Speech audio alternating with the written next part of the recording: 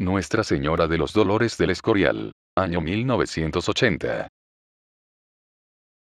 Advertencia. Esta aparición está en investigación y todavía no ha sido aprobada formalmente por la Iglesia, sin embargo, al igual que en otras apariciones siempre inician sin aprobación, así que el tiempo lo decidirá. Las profecías que se mencionan son similares a las que se han dado en otros lugares, aprobados y todavía sin aprobar. Queda a discernimiento de cada uno. Historia. El día 13 de marzo de 1931, Luz Amparo Cuevas Arteceros, nace en una aldea llamada Pesebre, provincia de Albacete, en España. Era la segunda hija de Jacinto Cuevas Ruiz, y María Dolores Arteceros Morcillo. Matrimonio humilde que supo durante toda su vida, de privaciones y pobreza. La niña fue bautizada en Peñascosa, pueblo al que pertenece el caserío de Pesebre. Contando con 16 meses de edad, muere la madre. El padre deposita a sus dos hijas, Carmen y Amparo, en la casa cuna provincial de Albacete, y contrae segundas nupcias con Virginia, vecina de la Mesta, Albacete, la cual muere al dar a luz a un niño, que colocado en casa de una tía paterna, fallece a los 9 meses. A los 6 años de edad, Amparo es entregada por su padre Jacinto en adopción, a unos señores de Tomelloso, Ciudad Real, los cuales, logrando al año tener un hijo, la devolvieron a su padre. Amparo con su hermana mayor, Carmen, pasa 2 años en el caserío natal de Pesebre con grandes apuros, al cuidado de un anciano pastor, y una prima de su difunta madre, mientras el padre trabaja fuera del caserío. Al casarse Jacinto en terceras nupcias, esta vez con Bárbara, vecina de La Hoz, Albacete, que aporta al matrimonio 2 hijos, y el forzoso traslado a su aldea, los apuros de las 2 niñas aumentan notablemente, viéndose precisadas a ir al monte, a recoger leña y hierbas para poder subsistir. La madrastra obliga a Amparo, a la venta ambulante por esos caminos y poblados, y le avisa para que tenga cuidado, de no regresar hasta que haya vendido todo. Y por esto, en ocasiones, tiene que dormir o descansar a la intemperie de la tempestad, del verano o de la helada, bajo algún árbol. Las dificultades para una pacífica convivencia, motivan que el padre marche con Amparo a Alguizuelas, Cuenca, donde logra colocarse de guarda y listero en unas obras. La mayor, Carmen, entra de sirvienta en el cortijo La Forana, en el que disminuyen algo sus penalidades. Amparo, sobre todo de noche, llora su soledad. Una y otra vez se acuerda de su madre, de aquella que tuvo en la tierra y no conoció, pero a la que sabe en el cielo, y le ruega a la Virgen, a quien tanto ama, que por bondad la lleve con ella. Jacinto termina aquel trabajo. Reunidos de nuevo Bárbara y Jacinto, los dos con la jovencita Amparo, marchan a una finca rústica de Albacete, en la que las estrecheces son tales, que Amparo tiene que dormir en una alacena con un hermanito que ha nacido, y donde ni puede estirar las piernas. A causa de estos apuros, es entregada en adopción a unos señores de un pueblo de Valencia, donde trabaja, hasta que dichos señores la devuelven a su casa, en la que las dificultades aumentan. Por lo cual, su padre la lleva interna a una institución gratuita de Alicante, destinada a recoger y asistir a niños desamparados. Pasado un año en este lugar, donde aprende a coser, su padre la reintegra a su compañía. Poco después, marcha a Madrid, a casa de su tía Antonia.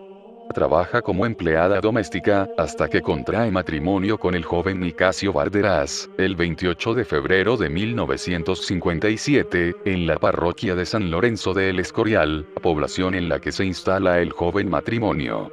Amparo cuenta con 25 años de edad. Curtida en los trabajos y sufrimientos de todo orden, encara con esforzado ánimo la nueva situación. Sin desatender sus deberes de esposa, de madre de los hijos que van llegando, hasta 7, de ama de casa, y realiza otros circunstanciales trabajos. Nació el primer hijo, Gabriel Ángel, y Amparo comienza a sentir un soplo en el corazón. Esta indisposición se le agrava hasta el punto de obligarla a guardar cama. Pero en su propia casa se levanta como puede y se pone a lavar la ropa de propios y extraños. También su esposo Nicasio cae gravemente enfermo, viéndose igualmente obligado a guardar cama en casa. Como es natural, en esta situación la economía doméstica se halla en plena bancarrota. En más de una ocasión, reciben eficaz ayuda de almas caritativas. Los cursillos de cristiandad le pagan la casa varios meses. El párroco de Antonio, le costea la leche y el pan. Las vecinas, Marcelina y Antonia, la socorren de diversas maneras. Algo mejora Nicasio, pero recae pasados algunos años, teniendo que ser internado en el sanatorio de El Escorial. Dado de alta, al hallarse débil para el trabajo, no lo encuentra por parte alguna. Se ocupa en labrar un trozo de tierra, cerca de la finca llamada Prado Nuevo, que el ayuntamiento les cede en usufructo por su situación de familia necesitada. Allí cosecha algunas hortalizas. El 10 de abril de 1973, aquejada Amparo de hemorragias por úlcera de duodeno y hernia de hiato, acude al Hospital Clínico de Madrid, donde al ser reconocida, se descubre la necesidad de intervención quirúrgica de apendicitis. Recién operada, en la noche ve a un médico a su lado, vestido de bata blanca, con barba y melena, tez morena, ojos verdes, de pie a la cabecera de la cama. No le dice nada. Ya durante la operación en el quirófano lo había visto. A la mañana siguiente, pasan los estudiantes de medicina tomando nota de los enfermos, y le preguntan quién le ha operado. Contesta ella. El doctor de la barba. Insisten ellos. ¿Cómo se llama? Responde Amparo. No lo sé. Ha sido el médico de bata blanca, que ha estado aquí esta noche. Aseguran las otras enfermas de la habitación, que no han visto a nadie, que lo que Amparo dice será efecto de la anestesia. Y con esta convicción siguió viviendo ella. Sin sentir gran mejoría en su salud, Amparo vuelve a su trabajo en casa. En su interior quedará grabada para siempre la fisonomía del misterioso doctor. De nuevo, se agravan sus dolencias del estómago con hemorragias, y también del corazón. Se pone amoratada. Frecuentes mareos la hacen tambalearse y caer al suelo, fracturándose los brazos, la clavícula. Con tan quebrantada salud, marcha a Lourdes en el tren de la Esperanza, en expedición presidida por el excelentísimo cardenal Tarancón, quien la visita en el departamento del tren, donde ella se halla aquejada de violentos vómitos. Es su primera peregrinación del 18 al 22 de junio de 1973. En Lourdes empeora con vómitos, mareos y hemorragias.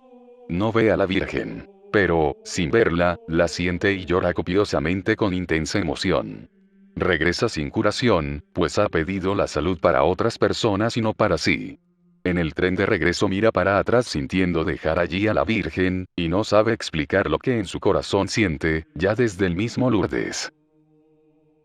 Llega a casa, y vive una extraña y consoladora experiencia. No se marea, no vomita, no se cae al suelo. Antes de peregrinar a Lourdes, necesitaba y usaba botellones de oxígeno para respirar. Ahora ya puede trabajar normalmente en casa, y fuera de casa. Aunque Lourdes se sintió empeorada, no cabe dudar de que la Santísima Virgen la ha ayudado. Y sintió claramente su protección. Abril de 1980.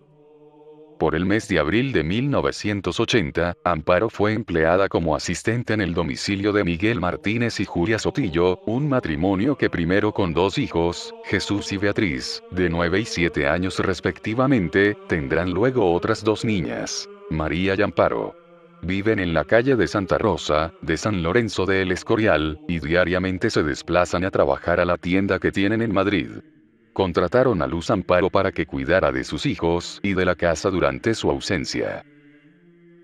Hasta ahora, Amparo Cuevas, con 49 años de edad, no sobresale prácticamente en nada extraordinario. Sí por su extrema pobreza y por su constancia, y amor al trabajo para sacar a sus 7 hijos adelante, a pesar de lo delicado de su salud y la de su marido. El 12 de noviembre de 1980, después de su jornada de trabajo, Amparo sale para ir a su casa y se percata que un señor, que ha visto frente a sí, la va siguiendo como a unos 8 metros de distancia sin decirle nada. Ella cree reconocerlo, pero no cae en quién pueda ser. Regresa a la casa de su trabajo por haber olvidado el dinero para la compra del día siguiente. El misterioso personaje se detuvo a unos 20 metros de la puerta junto a un poste de luz. Ella le dice al conserje del edificio, que un hombre la sigue. El conserje le acompaña hasta la esquina, y no ven a nadie. Al ir a su casa, el misterioso personaje la sigue de nuevo a cierta distancia. Al día siguiente, 13 de noviembre, el mismo señor la sigue hasta la esquina de la casa de su trabajo. El portero va a ver y no ve a nadie. Está planchando en su trabajo. Cuando va a recoger la ropa, una puerta se cierra de golpe sin haber corriente de aire, y en ese momento, oye una voz clara y fuerte. Hija, reza por la paz del mundo y por la conversión de los pecadores. Ella siente miedo, se lo dice al portero y miran por todas partes sin encontrar a nadie. Al poco rato oye, hija, no tengas miedo.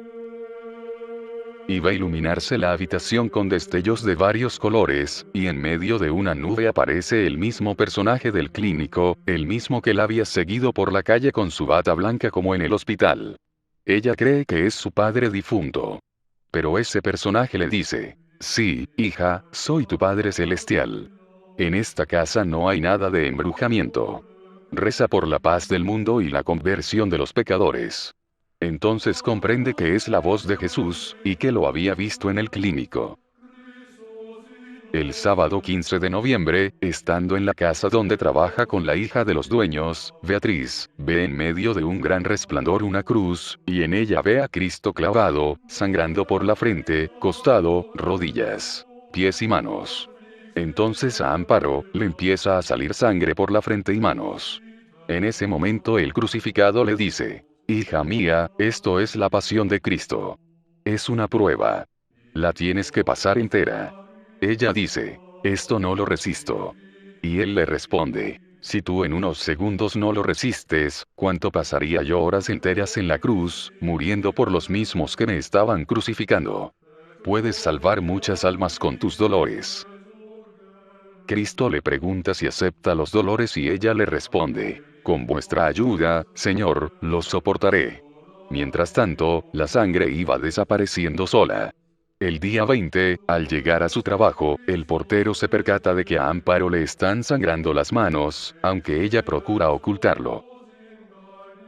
El día 24 de noviembre, al llegar a su trabajo le enseña a Julia Sotillo, la patrona, la parte del pecho cerca del corazón, donde el día anterior había sangrado, y donde no había ya, ni cicatriz ni rastro alguno. Ella trataba de guardar todo esto en secreto. El 5 de diciembre de ese mismo año de 1980, primer viernes de mes, fue a la panadería a comprar como todos los días 5 barras de pan, y de pronto, le vino la sangre en la frente, manos, rodillas, pies y costado. Estuvo en éxtasis cerca de 2 horas. Esta fue la primera vez que le sucedió en público.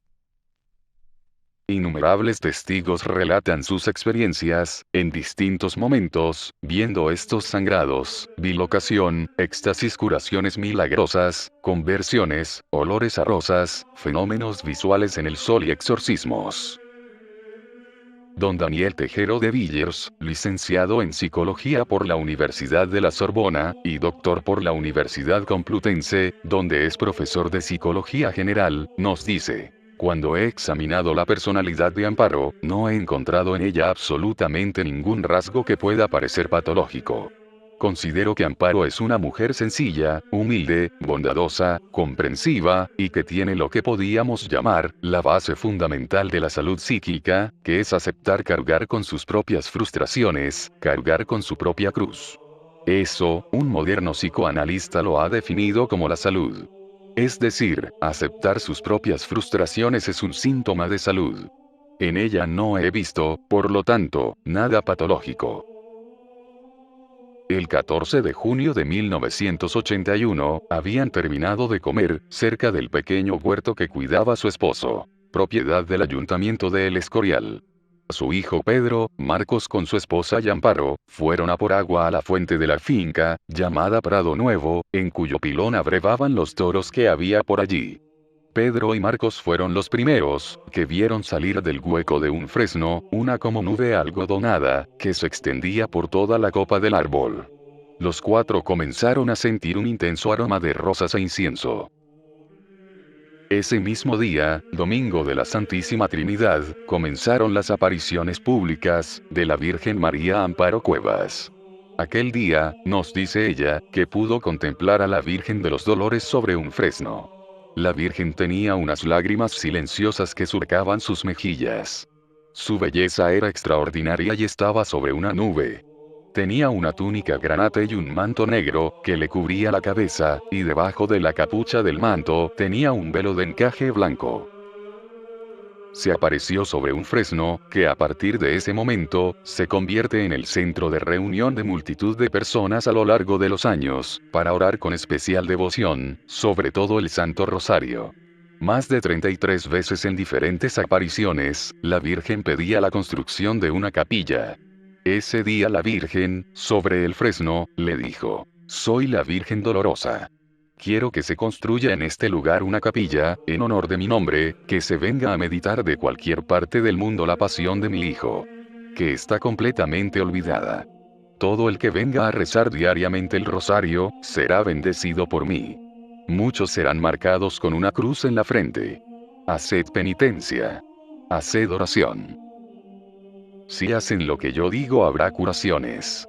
Esta agua curará». Se refiere a la que emana de la fuente que hay allí. El 4 de julio de 1981. Amparo vio a la Virgen llorando. Tenía 5 ángeles como niños a cada lado, y a los pies de María había un animal horroroso parecido a un dragón, el demonio. Amparo manifestó que le dijo, que lloraba por tantas ofensas y blasfemias que se cometían contra ella.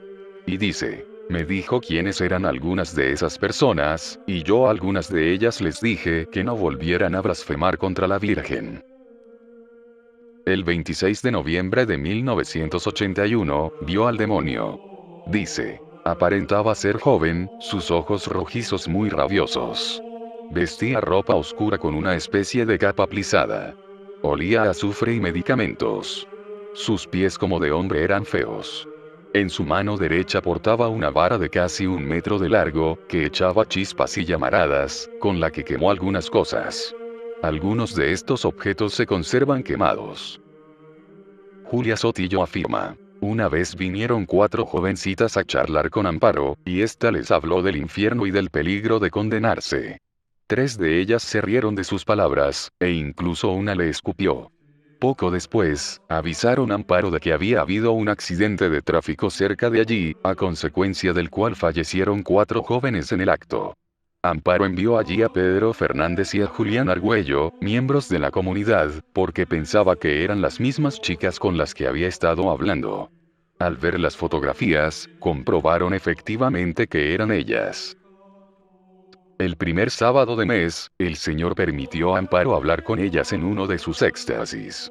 Solo la joven que le hizo caso, al verse en peligro, pidió perdón al Señor y se salvó. Pero las 3 restantes dijeron, que Dios las mandaba para decirle a Amparo que se habían condenado. En la mañana del jueves, 26 de mayo de 1983, Luz Amparo padece un verdadero martirio, al sufrir un atentado en Prado Nuevo. Enterada Luz Amparo, de que la capillita ubicada sobre el fresno de la aparición había sido blanco de disparos, que impactaron en el rostro de la imagen de la Virgen, rompiendo el vidrio que la cubría, le propone a su esposo Nicasio bajar a la huerta que cultiva, próxima a Prado Nuevo, y así lo hacen. A eso de las 11 de la mañana, en tanto que Nicasio estaba desbrozando algún que otro surco, Amparo, sin nadie que le acompañara, se adentra en Prado Nuevo, con la intención de desagraviar con sus oraciones la ofensa a la Virgen María. Se aproxima al fresno de las apariciones, con el pensamiento remotamente ajeno a la emboscada que se le está tendiendo. Se hinca de rodillas delante del árbol y se pone a rezar 3 avemarías a su celestial madre, ante la capillita agraviada unos días antes. Atenta a su rezo, no se percata de que 3 personas, que más tarde identificará como 2 varones y una mujer, salen de no se sabe bien dónde, encapuchados, cautelosamente se dirigen a ella, le arrebatan la rebeca que lleva sobre los hombros, se la ponen sobre la cabeza y se la atan al cuello. En 2 tirones le quitan la ropa, y arrojan sus vestidos al pilón, abrevadero de las vacas bravas que pasen por el prado. Uno de ellos dice: «Tíralos al pilón que ya no se los volverá a poner». Y añaden, que las beatas tengan para reliquias a empellones, y como arrastrándola, es conducida a un próximo paraje más abrupto y retirado, donde le dicen, tienes que negar que todo esto es falso. ¿Cómo voy a decir que es falso siendo verdad? Les responde Luz Amparo. E inmediatamente llueven sobre ella, toda suerte de malos tratos. Bofetadas, golpes y pinchazos con palos por todo el cuerpo, la golpean bárbaramente, mientras aquellas bocas van profiriendo entre risotadas las más soeces expresiones. No consiguiendo que declare la falsedad que ellos pretenden, la amenazan con colgarla de un árbol, diciendo, te vamos a ahorcar en un árbol. A ver si la Virgen viene a salvarte. Arrecían los tormentos, y profiriendo blasfemias intentan que ella las repita. Pero Amparo responde, si Dios es mi Padre y vuestro Padre, ¿cómo le voy a maldecir? Vosotros no insultáis a vuestras madres. Al clavarle la vara, ella lanza un grito de dolor, quejándose. Entonces la obligan a que abra la boca, y le meten en ella una piedra para que no grite. No consiguiendo tampoco que blasfeme, planean deshonrarla por la violación, repartiéndose, sin parar de atormentarla, las obscenas actuaciones que cada uno va a realizar en ella. Al mismo tiempo discurren y comentan cómo liquidarla, si ahorcada, estrangulada o ahogada. Cuando ya uno se dispone a su canallesca y desvergonzada actuación, la congoja de la víctima llega a su límite, por lo que clama orando para sus adentros. Dios mío, ¿será posible? ¿También esto vas a permitir? En este momento se oye un ruido o golpe, como si alguna piedra cayera de una cerca. Al oírlo, claman los malhechores asustados. Alguien viene. Y sin más averiguaciones, empujan y tiran entre la maleza a su víctima, que sin sentido, queda tumbada en el suelo, sangrando por las numerosas heridas y expuesta a un sol abrasador. Como ya pasan 2 horas, y Amparo no vuelve, Nicasio pasa de la huerta al prado, buscándola. Al ver en el pilón los vestidos de su esposa, se pone a dar voces, llamándola y pidiendo auxilio. A sus voces acude otro trabajador, quien le sugiere marche inmediatamente a dar parte de lo que está pasando. Así lo hace Nicasio. Amparo es hallada como muerta, cubierta de heridas y de sangre, con lágrimas en los ojos. Recogida en una camilla, es trasladada al hospital del Escorial. En urgencias es atendida. Se le aprecian golpes en la cabeza, cara hinchada, heridas y cardenales por todo el cuerpo. Tras el examen médico, el doctor que la atendió reflejó su cuadro clínico en el informe correspondiente. Contusión cráneoencefálica, torácica y abdominal, con pérdida de conocimiento. Erosiones múltiples en cráneo, abdomen y tórax. Una vez recuperada la conciencia, curada y vendada a petición de sus familiares, es trasladada a su casa. En su lecho de dolor tuvo que pasar bastantes días de recuperación, y decía, los perdono, y por ellos daría mi vida si preciso fuera. Lo que interesa es que esas almas se salven. Sintió mucha alegría al reconocer que no habían conseguido sus enemigos ninguno de sus propósitos. De que renegara de la Virgen y de sus mensajes, de que blasfemara de Dios, de atentar contra su honra, de ahorcarla, estrangularla, o ahogarla como proponían. Dios la salvó, y ella pudo alabar a Dios, que lo permitió todo para seguir salvando almas. El 25 de julio de 1983, la Virgen había dicho, prometo que todo el que acuda a este lugar, será sellado para que el enemigo no pueda arrebatar su alma. El 12 de abril de 1985, el cardenal arzobispo de Madrid, Ángel Suquía, publica una nota oficial en la que afirma, no consta el carácter sobrenatural, de las supuestas apariciones y revelaciones, que se dan en el lugar conocido por el nombre de Prado Nuevo. Decir no consta, no quiere decir que no sea sobrenatural, sino que todavía no hay pruebas suficientes, para admitir el carácter sobrenatural de esas apariciones. Ni se aprueban ni se condenan las apariciones. En agosto de 1993, algunos expertos del Ayuntamiento de El Escorial analizaron el agua y se vio que estaba contaminada. El análisis fue realizado por el Instituto Bacteriológico de Majadahonda, que advirtió que en el agua se encontraron elementos altamente contaminantes, lo que suponía grave riesgo para la salud de las personas que la bebieran. Las autoridades municipales pusieron un letrero: agua no potable, contaminada, 27 de agosto de 1993. Los vecinos mostraron su extrañeza, porque desde tiempo inmemorial, esa agua era utilizada sin ningún problema, y desde hacía 12 años era utilizada por los peregrinos que visitaban el lugar. Se investigó y se descubrió que alguien con torcidas intenciones había levantado la compuerta de un colector de aguas fecales, situado a unos kilómetros de El Escorial, provocando así la mezcla de esas aguas fecales con las aguas del manantial. Se subsanó el hecho, y después los peregrinos pudieron usarlas de nuevo, y llevarlas a sus casas para los enfermos. Y estas aguas bendecidas por María, siguen bendiciendo y sanando enfermos para gloria de Dios, honor de María y provecho de nuestras almas.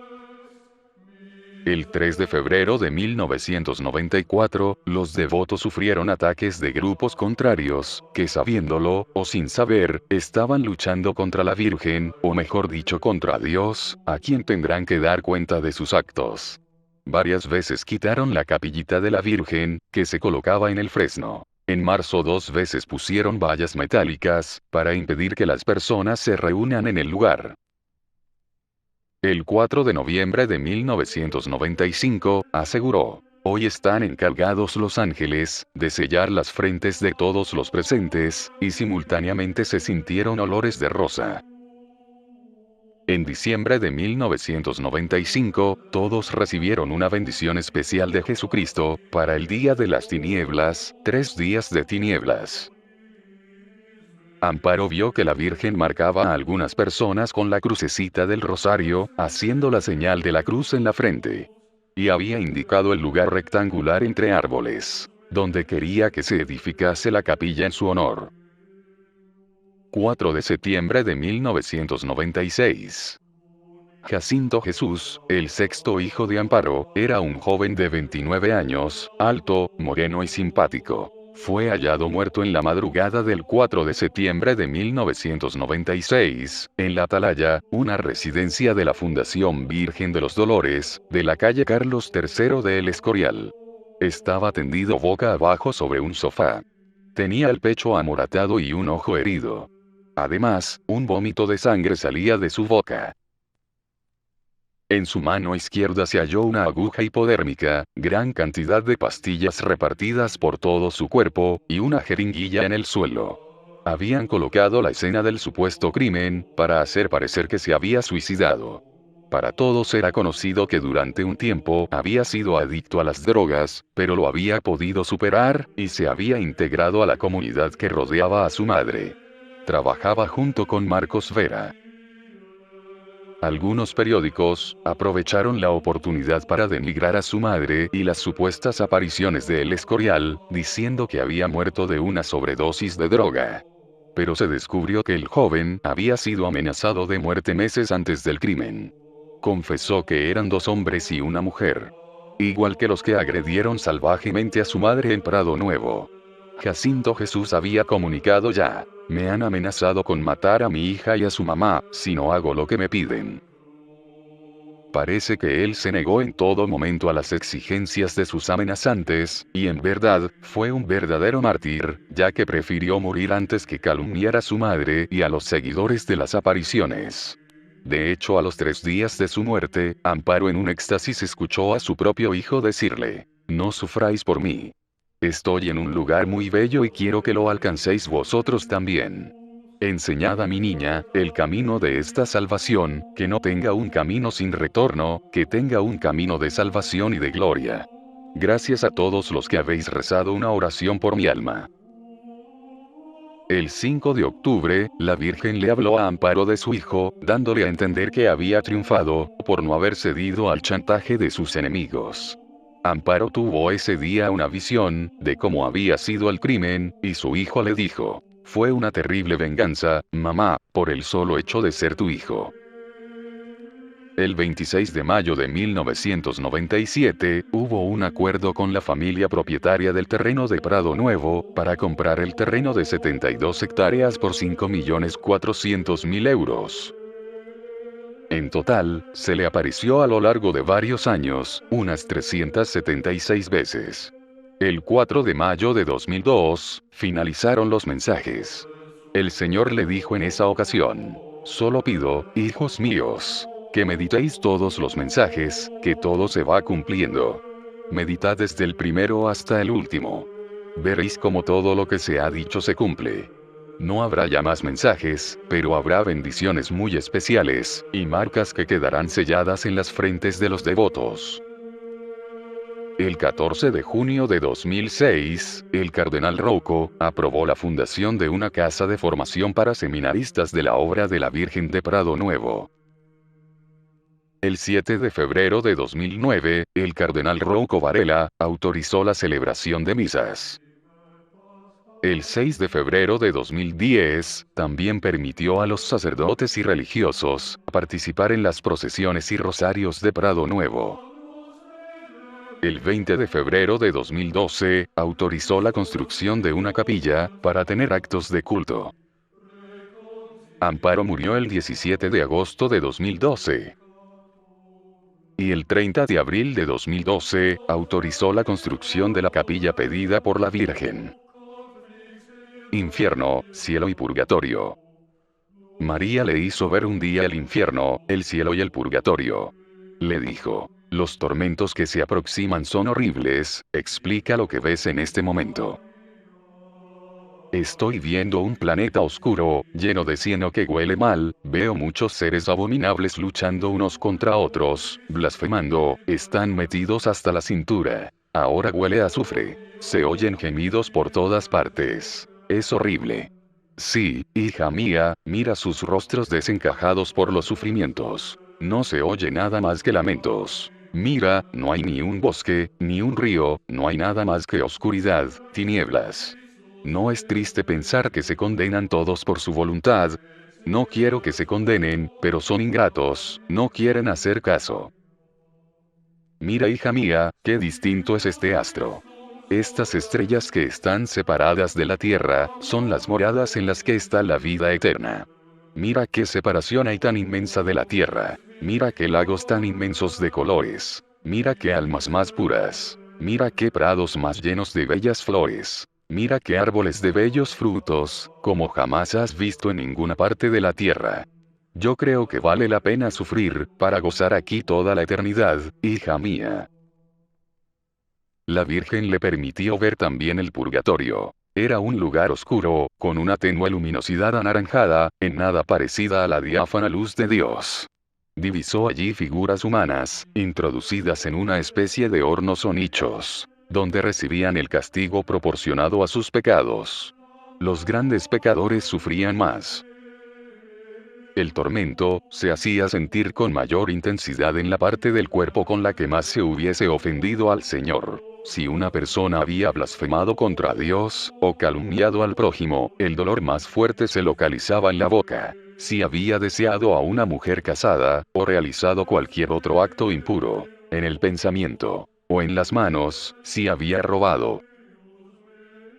Mensajes de la Virgen María. Capilla. Diles a todos, también a los sacerdotes, que deseo en este lugar una capilla en mi honor, para que vengan de cualquier parte del mundo a compartir conmigo estos dolores, que estoy padeciendo por toda la humanidad. Diles a todos, que cuando esté hecha la capilla, se llame Capilla de Nuestra Señora de los Dolores. La capilla se hizo con el permiso del Arzobispado de Madrid, y con permiso provisional del Ayuntamiento de El Escorial, pero fue demolida el 30 de enero de 2020, por orden del juez. Sacerdotes. Hay sacerdotes, obispos, cardenales y parte del clero que van por camino de perdición, y por ellos se están condenando muchas almas. Algunos sacerdotes, obispos y cardenales, no quieren arrepentirse, están sembrando ellos mismos la semilla de la condenación. Rosario. Hija mía, diles a todos que no dejen de rezar el Santo Rosario. El rosario rezado con devoción, tiene una gran fuerza. Díselo a todos. Diles que comulguen los primeros sábados de mes, en honor de mi corazón, que está traspasado de espinas por los dolores, que me causan tantos pecadores y tantas blasfemias, que están profiriendo constantemente contra mi Hijo y contra mí. Mira. Hija mía, por cada Ave María que reces del rosario, se puede salvar un alma del purgatorio. Mira qué luz desprenden las cuentas de mi rosario. Besa mi rosario. Quiero, hija mía, que la luz de tu rosario se propague por todo el mundo. El rosario será vuestra salvación. Díselo a todos mis hijos, que no se acuesten sin rezar diariamente el rosario. 1 de mayo de 1981.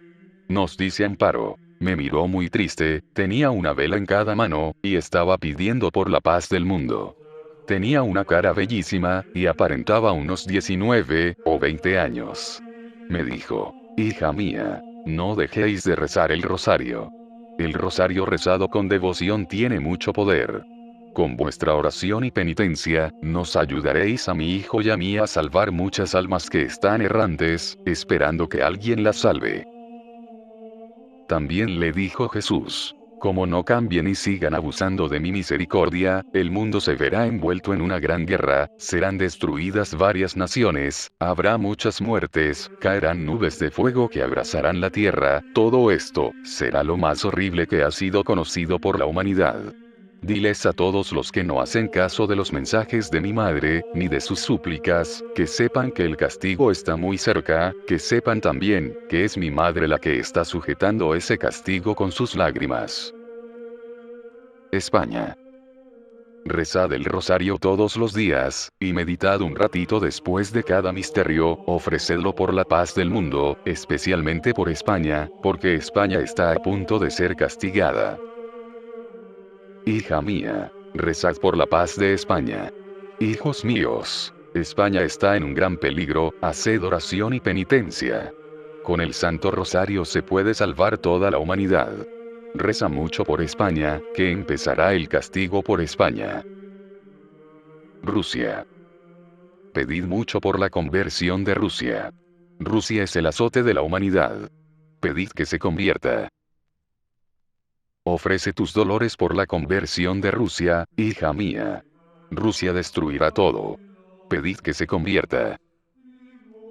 Hija mía, date cuenta, que estoy pidiendo constantemente por la conversión de Rusia. Rusia está metida en mi iglesia, en algunos de mis obispos, de mis cardenales, de mis arzobispos, y en muchos de mis sacerdotes, y están destruyendo las cosas de Dios. No saben el castigo que se les avecina. Rusia es el azote de la humanidad. Pedid que se convierta. Querrá destruir con artefactos atómicos la humanidad. Con vuestras oraciones y vuestros sacrificios puede convertirse.